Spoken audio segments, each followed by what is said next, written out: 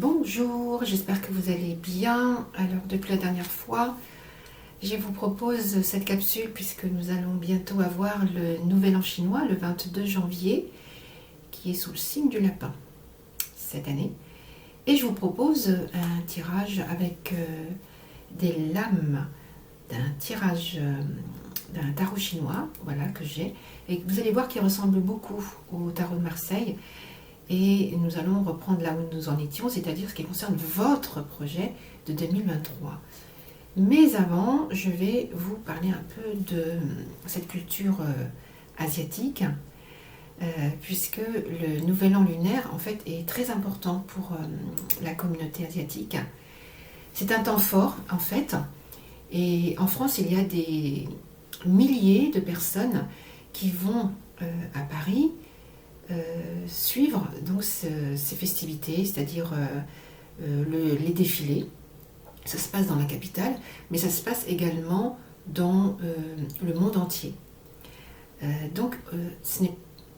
faut éviter en fait de parler de Nouvel An chinois, c'est plutôt Nouvel An de la communauté asiatique, puisque à Paris notamment, cette communauté asiatique n'est pas composée essentiellement que de Chinois, c'est-à-dire de Chinois qui viennent de Chine. C'est une communauté asiatique qui vient de anciennement ce qu'on appelait l'Indochine, hein, c'est-à-dire tout ce qui concerne en fait les pays qui sont situés du sud de la Chine vers l'est de l'Inde, d'accord. Et la partie continentale en fait comprend des pays comme, alors vous avez le Vietnam, vous avez le Cambodge, vous avez le Laos, vous avez la Thaïlande et d'autres encore, pays, voilà.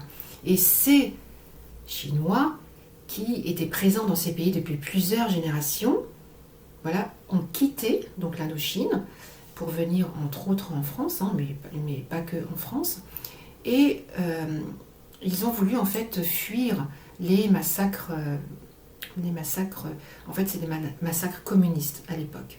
Voilà, c'est pour ça que je voulais vous parler un peu de cette fête très importante qui est fêtée dans le monde entier et que cette communauté asiatique est, à travers cette fête du Nouvel An chinois, une communauté puissante, visible, c'est un réseau qui est souvent dans le réseau marchand et on parle de diaspora asiatique.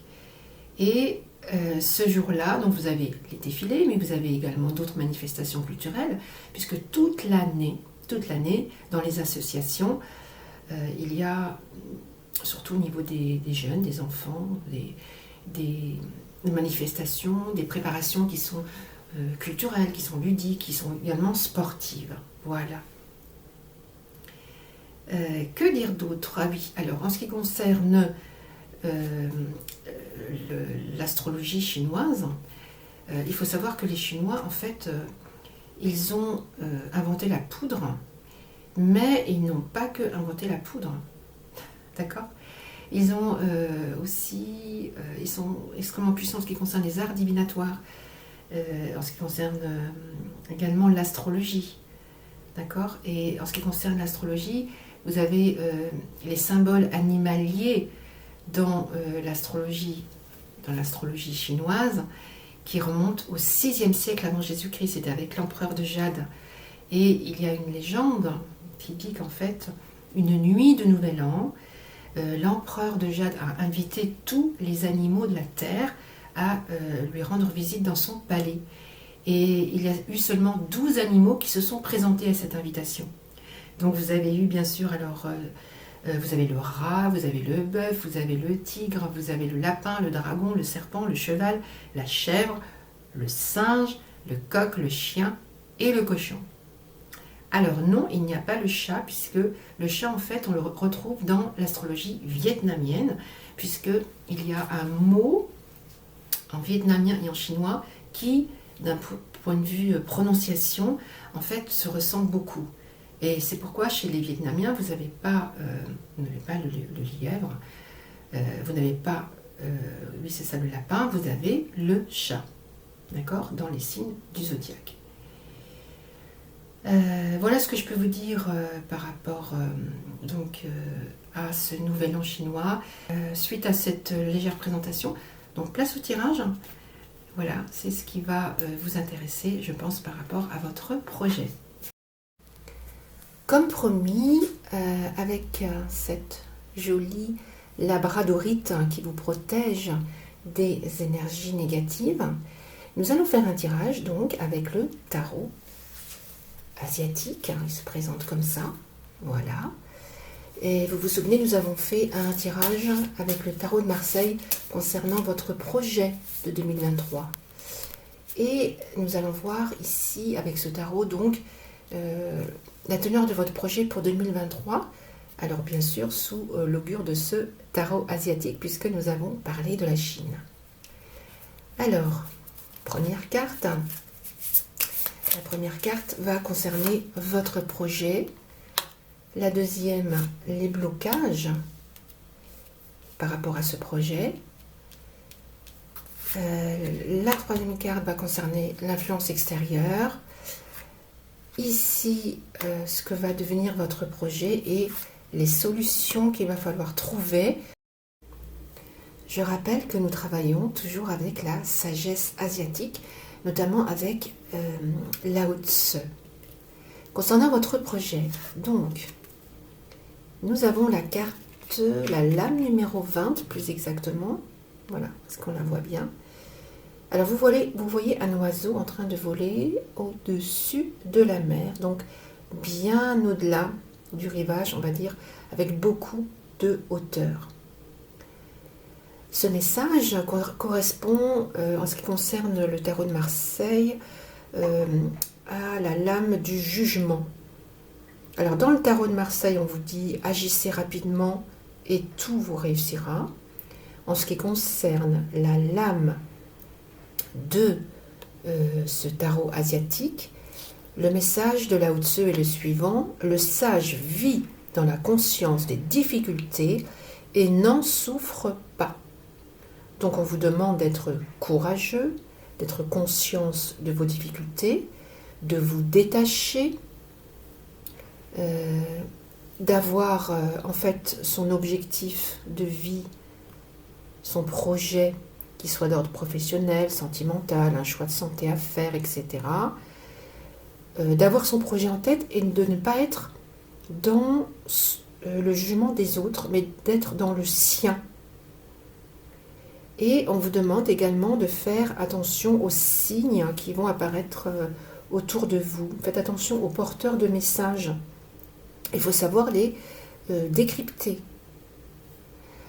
Voilà, donc c'est la carte du Tao, la lame du Tao, dont le message de sagesse est le suivant: j'essaie de combattre sans lutter.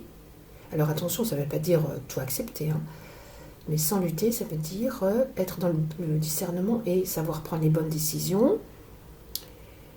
La véritable force est à l'intérieur de soi-même. D'accord ? Voilà en ce qui concerne pour 2023 le message de celui ou celle qui a un projet de vie. Donc tout va tourner autour de ce projet. Donc en ce qui concerne ce qui va bloquer, alors nous avons la carte 15, c'est la carte de l'orage.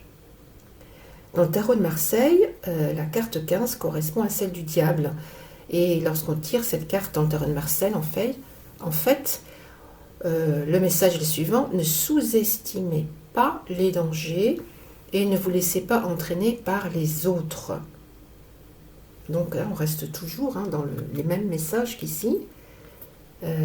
Soyez vigilants. Alors, il y a une sagesse concernant cette lame de l'orage qui dit: mieux vaut allumer une bougie que de maudire les ténèbres.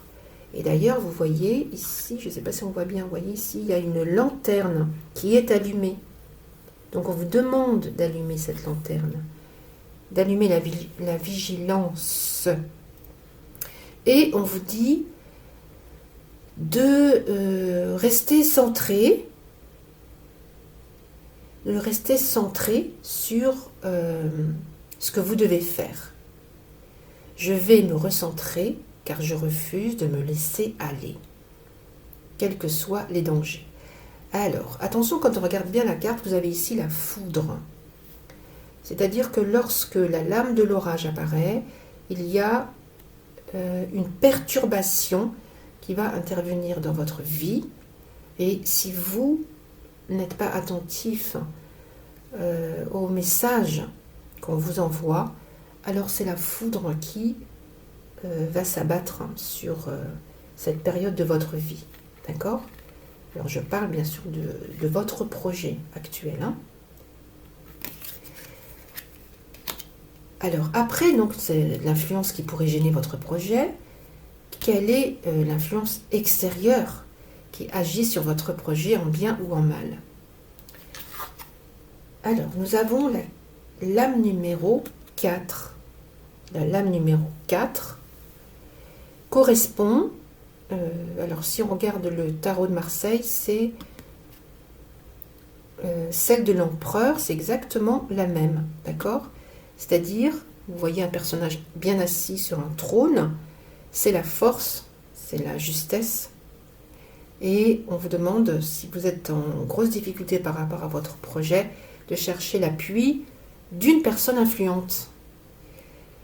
Si on revient sur l'interprétation dans la philosophie asiatique, Lao Tzu exprime à travers l'empereur le fait que le plus grand conquérant est celui qui sait vaincre sans la bataille.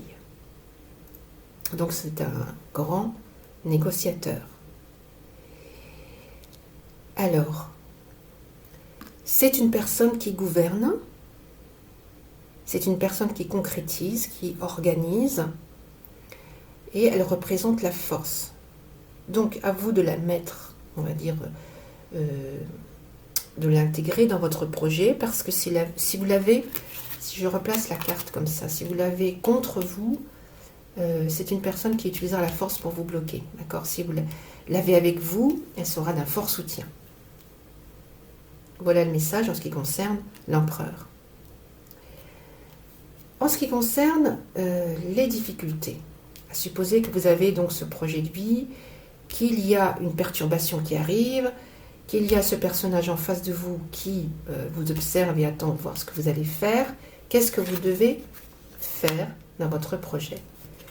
L'âme numéro 13 que l'on retrouve également dans le tarot de Marseille, c'est celui de la mort, dans le sens non pas de la mort physique, mais dans le sens de la transformation indispensable.